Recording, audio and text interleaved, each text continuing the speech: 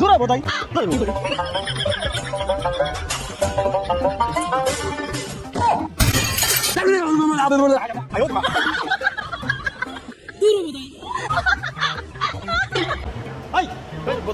আপনার বোধাই করলেন কে? আপনার বোধাই করলেন কে?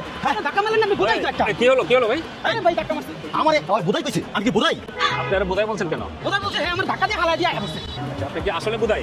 আচ্ছা ঠিক আছে, আপনারা একটা পরীক্ষা করেন।